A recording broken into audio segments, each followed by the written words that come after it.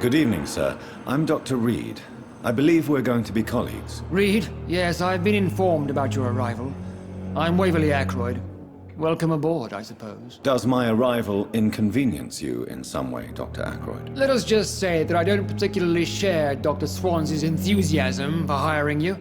What we need here are reliable professionals, not overrated dabblers. Do you need my assistance? Not at all. I'm sure that you are used to gaining people's trust with your impressive skills. Well, it will not be the case with me. Since your tenure in this hospital is longer than mine, perhaps you can tell me more about this place. Let's just say I'm tired of the carelessness around me. I have always respected the skills of Dr. Swansea, but over time his enthusiasm has become displaced. Carelessness? Exactly what are you talking about? We're here to save lives. The people who trust us are not volunteering for experimentation. They're here to be healed. I don't intend to run any radical experiments, Doctor. Even if I, as any good practitioner should, express an interest in pushing the boundaries of medical research. Modern medical methods were created through audacity and ego. But there are rules in our line of work, and they're here to protect our patients. If you have a problem with me, Dr. Ackroyd, please feel free to tell me. Dr. Swansea has imposed your presence on this hospital without asking anyone's advice. The benefit of his position.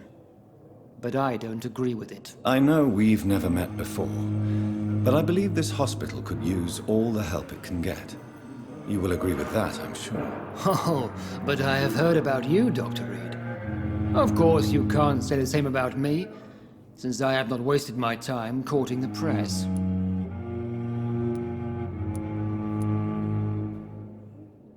There is no need for such animosity between us. Don't you think the epidemic is already enough to deal with? That is one point we could agree on. And that is precisely why I want to be sure that you will be of help to this hospital, instead of a burden.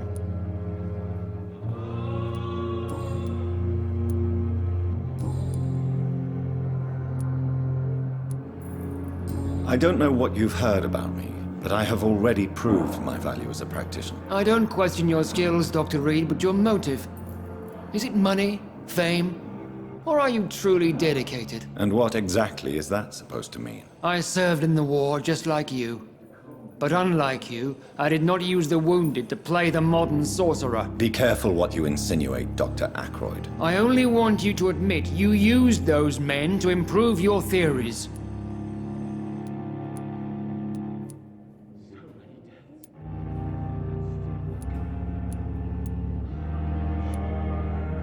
Knowledge has always been and will remain our main weapon, and it has always come at a price. And personal initiative. It is not a question of initiative, it is a question of integrity. These men and women have put their faith in us, Dr. Reed. It seems you have bad memories of your military service. I refuse to see this industrial slaughter as scientific progress. War only reveals the worst in men. We can at least agree on something, Dr. Ackroyd.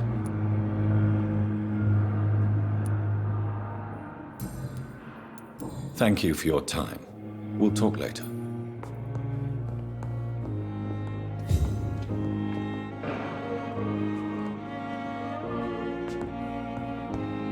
many deaths. And still more coming. I will not let you down, my boy. Sure we're making a difference.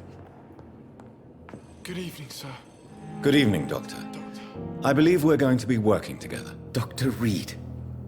Dr. Swansea informed us of your arrival, but I could not dare to believe we'd have such good fortune. Such an honor, sir. Thank you. And you are? I am Thoreau Strickland, Dr. Thoreau Strickland. I'm a great admirer of your work, Dr. Reed. Do you need my medical attention, dear colleague? You don't have to worry about me, Dr. Reed. I am here to assist you, not to be a burden.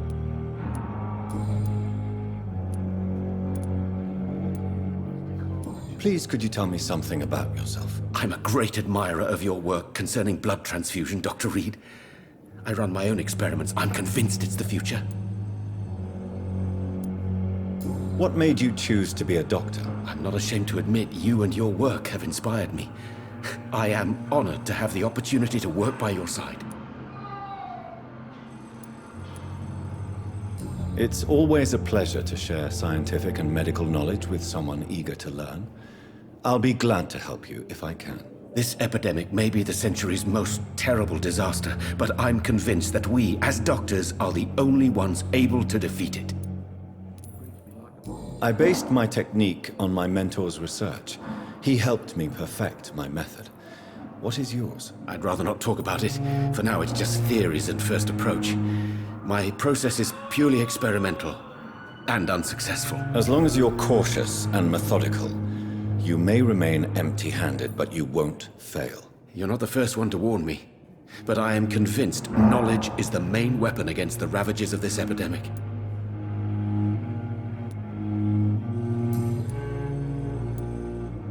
What can you tell me about the Pembroke? Well, it has always been an honor to work with Dr. Swansea. But with your arrival, I can't think of a better opportunity to learn about blood transfusion. You seem quite optimistic. It's a rare and precious attitude in these difficult times. I'm convinced that this epidemic is a test of endurance and dedication for us men of science. Questions remain about our capacity to resolve the situation. True. Last summer, during the first wave of the epidemic, I used to joke with Milton about the extra work. We're not smiling now. Do you need help with anything in particular? Well, yes, maybe. I'm waiting for a batch of products I ordered for my personal research, yet my supplier seems to have vanished. Do you want me to play the errand boy for you? Oh no, Dr. Reed. But if you went personally to his shop, what with your reputation and all, he wouldn't dare to refuse the products I need. I see. Well, give me the address, for I may pass by if I have time.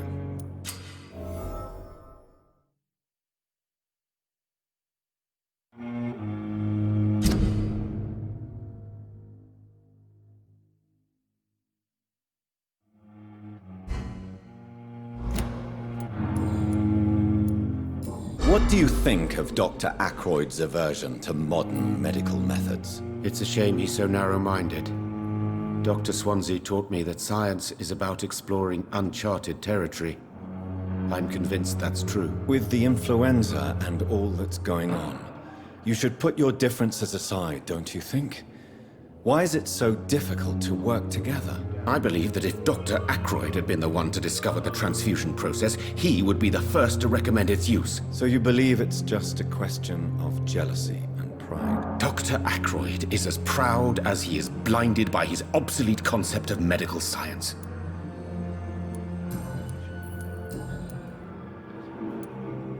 Tell me more about your willingness to experiment with new medical techniques. Harvey Fiddick is a patient suffering from a severe injury that could cripple him if not treated correctly. I'm convinced your blood transfusion technique could help him. What is it you really want? To save him, or to prove your point? Fair question. I want nothing but to save my patient, Dr. Reed. Especially since I know Mr. Fiddick's story. Tell me Mr. Fiddick's story. Our first diagnosis was compromised because Mr. Fiddick lied to us about the real origin of his injury. He first claimed it was an accident. But why would he hide such crucial information from us? Because he is a proud father, ashamed of putting his children at risk because of his own negligence. This personal involvement could also appear to be a lack of impartiality. You must know that a good surgeon must remain neutral. I agree. But that does not excuse Dr. Ackroyd's behavior, a man who did not even take time to converse with his patient. Do you think keeping his distance was a mistake? All I know is that I'm taking care of human beings with desires, hopes, and fears. Not some biological machine comprised of blood, bones, and flesh.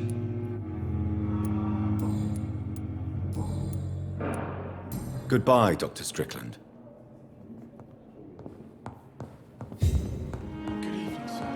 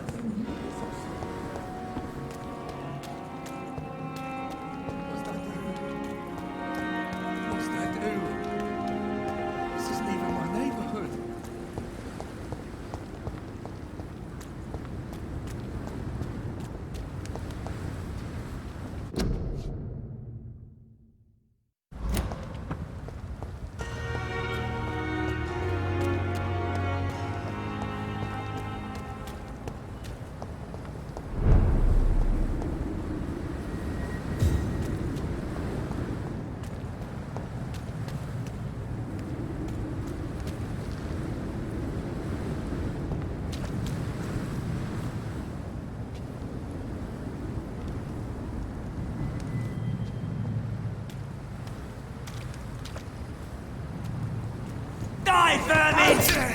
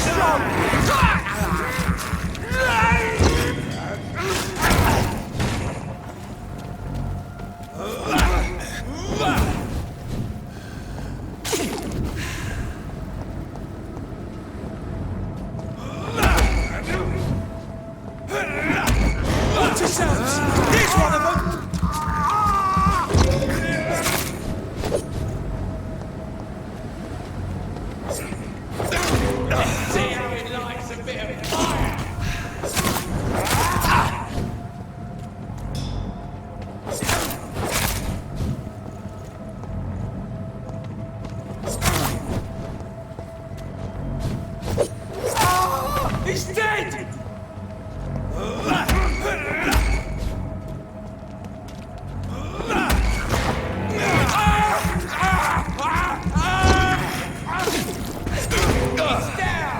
Finish it!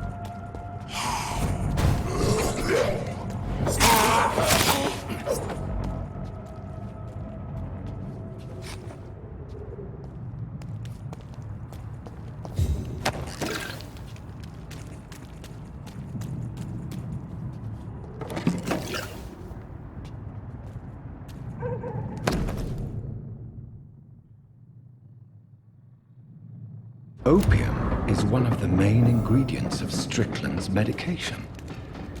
Never a good move.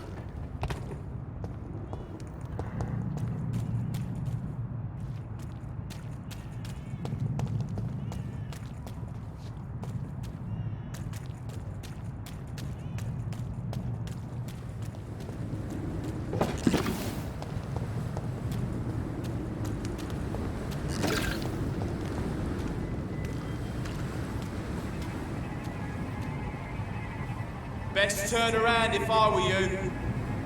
Step away, sir.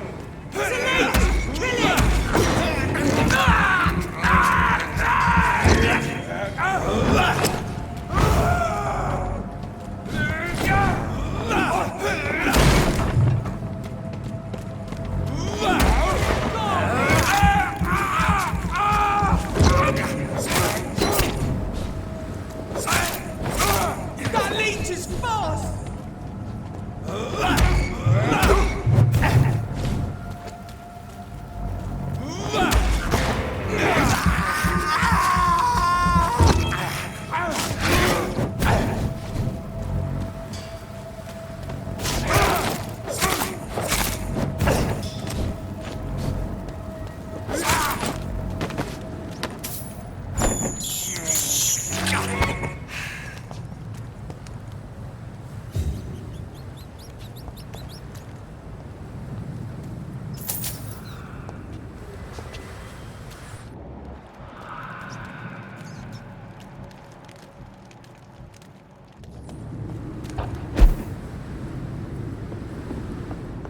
It's locked, all right.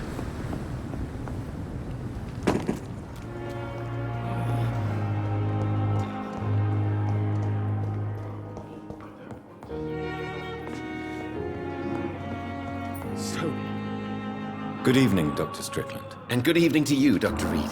Can I be of any help? I located the shop, but it was vandalized, and the owner is missing. All I found was your order. I was afraid of such bad news. People are so desperate they're ready to burgle a shop for drugs. That's quite a list you ordered. Opium, sodium hypochlorite. It can't be just headaches you're trying to cure. This dreadful influenza, of course. I already ran some tests on hopeless cases. Without success, I must admit. Do you realize you could create a lethal poison without the correct dosage? Then there are the legal ramifications. Is this not true of any medical substance, Dr. Reed? However, if you would agree to improve it, I'd be glad to accept your help. As long as you promise to be scrupulous with your experiments, I may try to gather these substances, and even help improve upon the mixture. That's all I'm asking for, Dr. Reed. That's all I'm asking.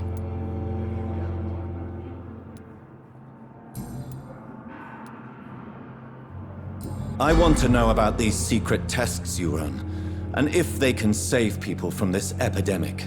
Speak to me now, Thoreau. I know I may sound presumptuous, but I'm just following your steps, Dr. Reed. I'm casting away the shadows of ignorance by daring to face them. Self-confidence is essential in our line of work, my young colleague, but only if tempered with the correct amount of cynicism. But you never doubt yourself, Dr. Reed. I've read all your articles and books. You performed the most daring research during the war.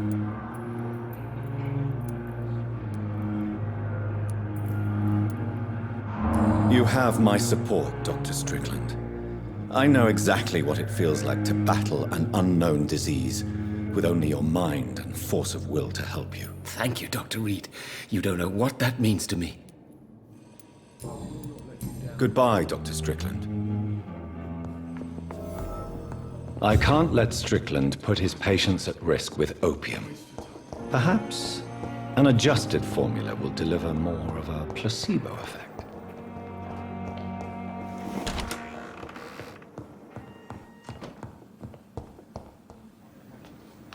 The flower's dying. It needs water.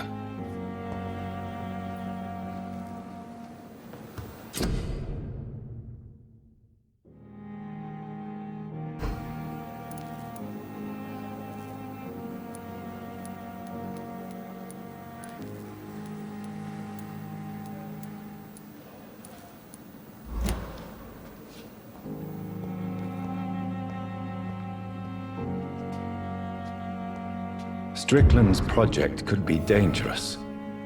I have a mind to report him to Dr. Aykroyd.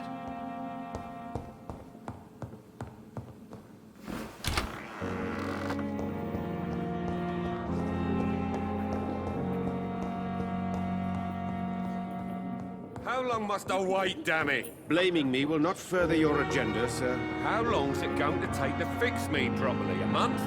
A year? You have the right to disapprove of our methods, and you will kindly apologize when you're feeling better. Good evening, Dr. Strickland. And good evening to you, Dr. Reed. Can I be of any help? I have managed to improve the mixture by diluting it. Have you ever heard of Sir Joseph Francis Olive? Or the placebo effect? No, I don't think so. Why? A placebo is a substance or procedure that has no actual physical effect. You made a placebo of my project. Why? Research has established that a placebo, as long as the subject believes in the effect, can provoke a positive physiological reaction. Really? That's fascinating. And you want me to, what, administer the placebo and see what occurs? Something like that, yes. Well, I'm a bit surprised, but I trust you, Dr. Reed. Please take the key to my cabinet and put this placebo there for future use.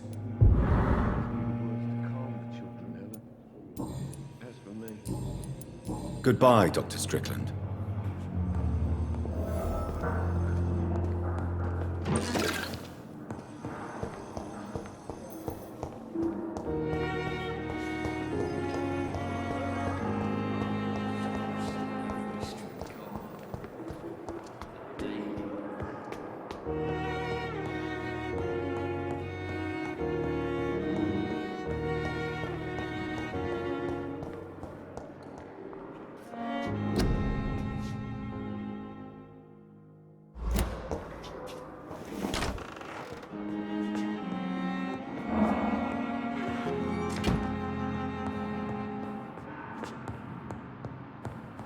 It's locked, all right.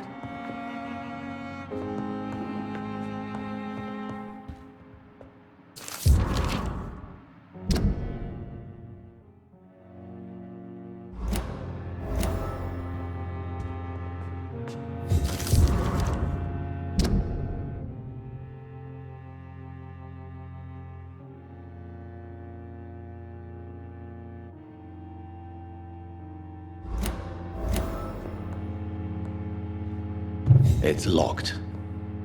It's locked, all right.